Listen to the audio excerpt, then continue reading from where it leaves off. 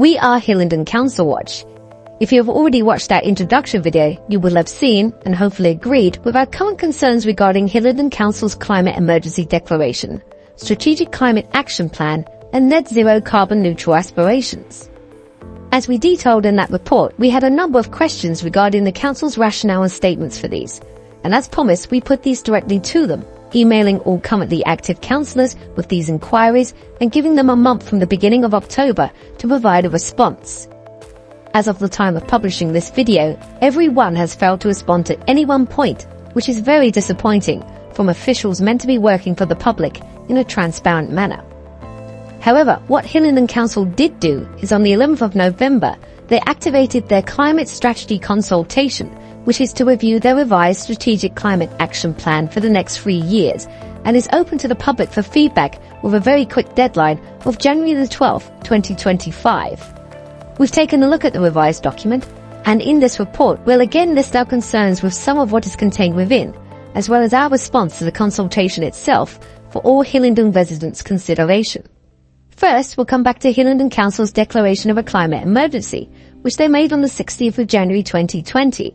It must be pointed out that, to date, neither the UK government or the IPCC, the Intergovernmental Panel on Climate Change, have declared such a climate emergency for the country.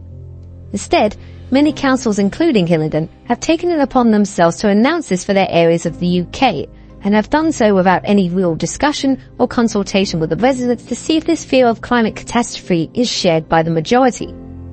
Neither have they provided any real evidence to support their making of such a definite and serious statement, and what real authority they have to make such a declaration independent of the country as a whole. The definition of emergency is something dangerous or serious, such as an accident that happens suddenly or unexpectedly and needs fast action in order to avoid harmful results. It certainly sounds scary, but is it an accurate description of the situation at hand? There's a lot of scary observations presented in their justification for the emergency and their actions, but it's all based on extremes in recent history and not balanced across decades. In short, it seems to be deliberately worrying in order to present a case for some of their more extreme plans.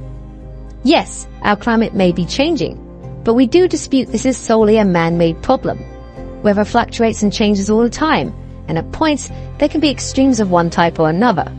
While 2023 has some exceptionally hot days in what was a mini heat wave, this is not unusual when compared to previous decades, and was not really the case for the summer of 2024, where it felt like we hardly saw the sun.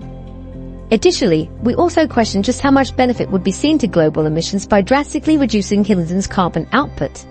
The UK produces just 1% of the total global carbon emissions, and Hillingdon's own percentage of that is both unknown, but likely infinitesimal.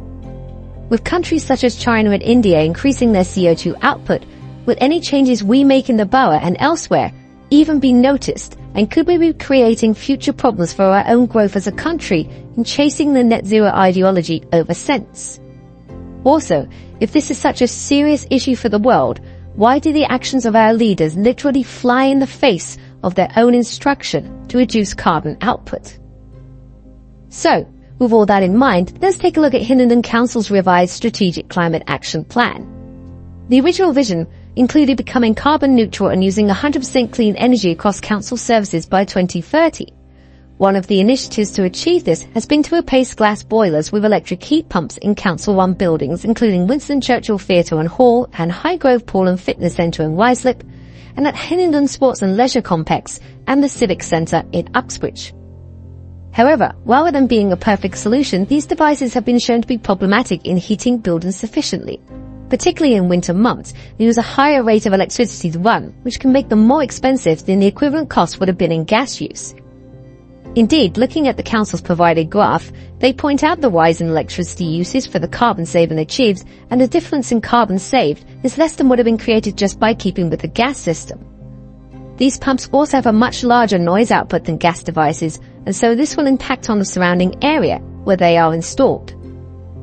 Are Hillingdon Council chasing an ideology over sound economic sense, and with this project already directly costing the council £5 million and electricity costs only rising, is this a good use of council's taxpayers' money long term?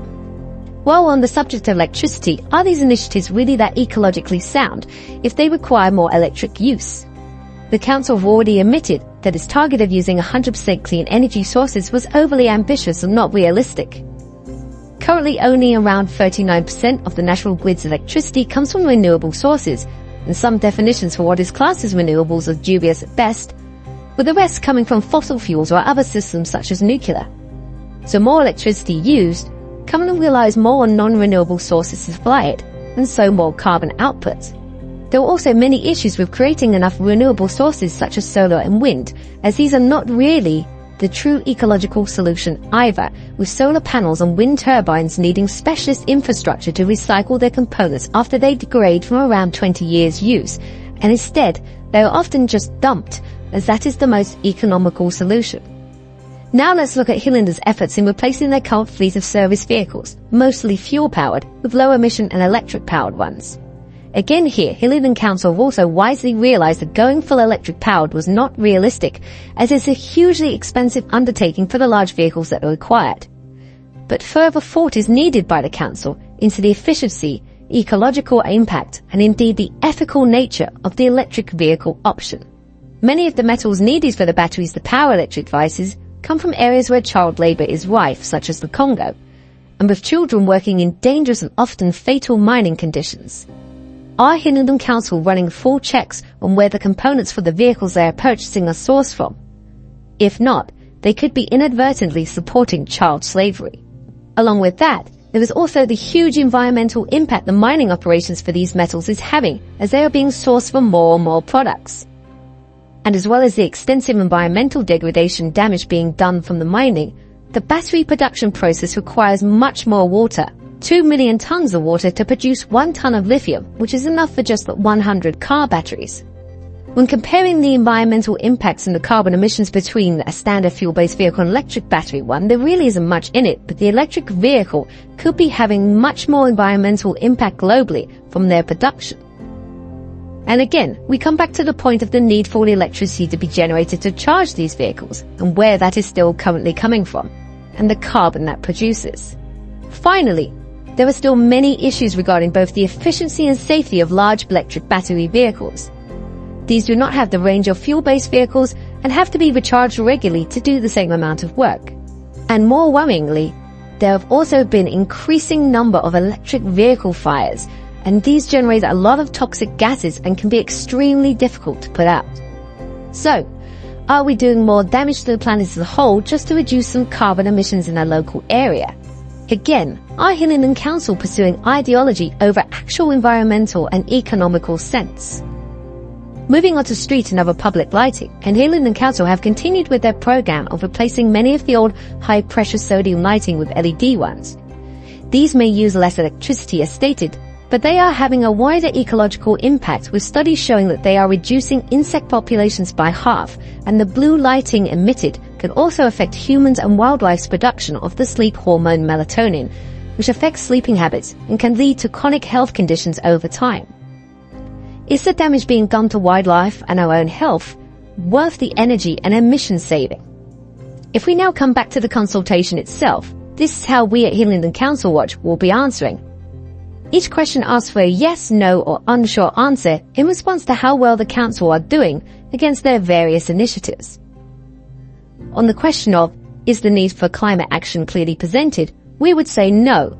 As we have stated, Hillingdon Council have not really addressed any of our previous questions as to the rationale needed for the climate emergency and the responses to it. Therefore, we cannot support their vision and corporate commitments, and would be unsure this covers the main climate action if much is actually needed. The Climate Action Plan review has not helped us understand more about climate change, as it presents a misleading and one-sided view of the subject. While the Council have set out their progress, we are unsure this is correct. Until Hillingdon Council have addressed the issues with their current intervention measures as we have described here, we certainly could not recommend they undertake any more. On community leadership, their approach is clear but again misguided, as we are not sure they would be providing correct and unbiased climate information to residents, and the idea of creating a carbon footprint monitoring resource could be a waste of taxpayer money for any real benefit the average Hillingdon resident will have in reducing their output on the planet as a whole. So we will say no on this.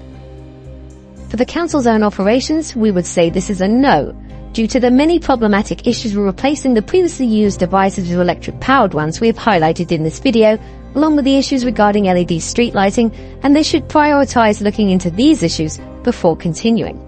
With regard to building better places, we would again be unsure, as making new developments zero carbon may be both overly expensive and inefficient long term. In using and producing clean energy, our answer would be no. While recognizing that the council have realized 100% clean energy commitment is unfeasible, the idea of using council land for inefficient and potentially environmentally damaging solar farms is ill thought out. The waste management action we can actually support, and there are many great initiatives there. It's a yes from us. On climate change adaptation and mitigation, we can say yes, as the council's plan here for responding to flood risk and water waste is obviously worthwhile. When looking at carbon offsetting, there is much we can recommend here too, as more tree planting in the borough is welcome, as this is the best method of carbon capture there is, and we all want a greener, more natural-looking environment. A big yes from us. For sustainable transportation, we are unsure, as while improving local transport connectivity and improved cycling are both good things, we feel this should not come at the expense of the choice of motor vehicle use and access, and we have issues with a lot of electric vehicle charging points being installed in the borough and the drain this would have on the grid. On the final point of transparency, communication and reporting, we feel that Hillingdon Council have got a lot of work to do in this area, particularly if they can't even respond to our queries. We welcome their annual report publishing and look forward to their promised establishment of a People's Assembly to consider review of the climate plan actions. However, we do have doubts that they will be welcome in considering our viewpoints that do not share their ideology on this issue, as their lack of response to us has already demonstrated. So that's a no from us. All residents have until the 12th of January 2025 to provide their own feedback, and we encourage everyone to do so. The consultation is not very well signposted on the main council website, but you can find it at www.hillingdon.gov.uk/climate-strategy-consultation. Please share this video with your family, friends, neighbours and colleagues across Hillingdon so they can be more informed on many of the issues regarding the council's climate actions. We'll also be providing links to our sources in the video notes. We also ask that, if you haven't already, you press like on this video and also subscribe to the channel so you'll be informed of when we publish more reports. If you want to get involved with us, you can email us at hillingdoncouncilwatch@gmail.com. Thanks for watching.